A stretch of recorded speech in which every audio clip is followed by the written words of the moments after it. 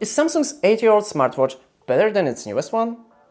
Let's find out. And before we begin, I must admit that I was inspired to do this video by this Polish YouTube channel about technology, where they claim that Samsung's smartwatches do not progress but actually regress in development. And when I saw that, I was like, that's what I'm saying. Over the years, my friends asked me if I'm so tech savvy and I'm always testing those new smartphones and gadgets, why do I still use this, like I said, 8 years old smartwatch? And the reason is, I don't see the point in upgrading. I love this design. I like that it lasts up to a few days on a single battery charge. And I love this rotating bezel that Samsung removed from the new ones. Why would I buy a watch that is worse than this one?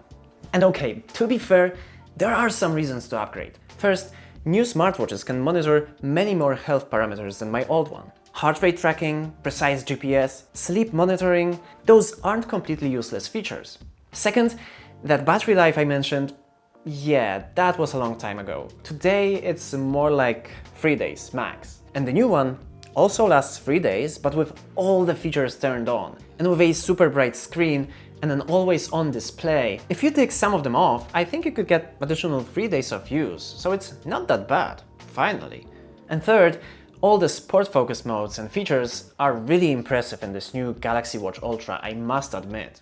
All the things like over 100 different workout modes, racing yourself while cycling, heart rate zones while running, swim analysis with tips on your technique, precise GPS navigation, it's incredible. If you're an active person that looks for a device that will help you make the most of your workouts, it's pretty awesome what this thing can do. But if all you need is an everyday step counter that looks like a watch, this will do just fine. So let's talk a little about what I love about this old watch the most. Now, the Gear S3 was a rugged, classic outdoor watch. Think masculine vibes. Even today it looks fantastic. The strap's a bit worn, but you can change it to any universal 22mm strap you want. And the case and this rotating bezel, they're like new, just listen to this. And with the Tizen operating system that took advantage of this rotating bezel, it was just a pleasure to use this smartwatch. Compared to the new operating system in Watch Ultra or a similar one in Apple Watch, where you have those little icons, this felt actually smart, and this is a mess. By the way, you can still use this motion around the screen to navigate, and it gives you a haptic feedback, but it's just not it. Also, this Ultra, for some reason it doesn't scream elegance to me. It's got this weird design where it feels like they couldn't decide if they want it squared or rounded, so they tried to do both and it clearly doesn't work. Design-wise, Samsung's gone backward. The Gear S3 was the high point for smartwatch style, not just for Samsung but overall. One of the reasons I never bought an Apple Watch is because for me, they kinda look like a toy. I'm sorry, if you're using an Apple Watch and you like it, it fits you, that's awesome. Don't let me tell you otherwise. It's your style and you know better if it looks good on you or not. But personally, I prefer the look of a classic watch, and between these two, the old one takes the point. Battery life? Like I said, pretty much the same, but the charging, that's another story. The Gear S3 came with a charger and a dock you could use as a bedside clock. It looked nice. Many people buy such accessories for Apple Watch. Samsung used to give that for free. And now, it's just another cable. Another point for the classic. But okay, this watch is not terrible. After a few weeks of using it, I must admit I kinda started to like it. It's got 32GB of RAM instead of 4 and an incredibly fast 3nm processor, and you can feel it. It's responsive as hell. The old one was also pretty responsive, but it didn't have to process as many things at once as the new one does. Speaking of which, it can do a lot of stuff.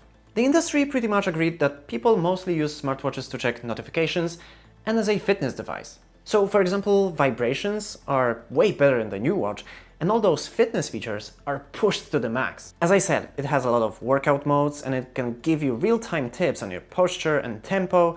It's more precise at tracking the distance, and you can choose a model with eSIM so that you can go work out, leaving your smartphone at home and you're still connected. Audio's improved a ton.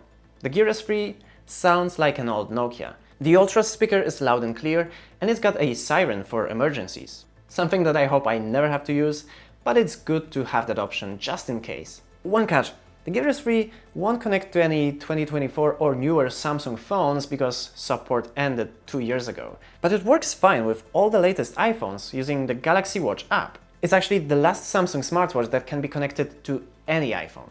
Meanwhile, you cannot connect the Ultra to any iOS device since Samsung dropped iOS support. They work best with Samsung phones. So, wrapping up, smartwatches have changed a lot in the last 8 years.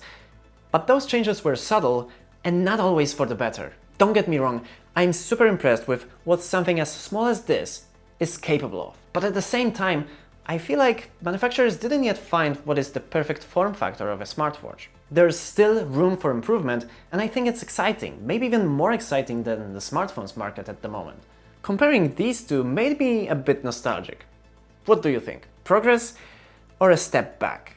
Features have definitely improved, but style-wise, Samsung's slipping. What do you think? Let me know your thoughts in the comments. I'm Miles, you're now miles ahead, and I'll see you in the next one. Bye.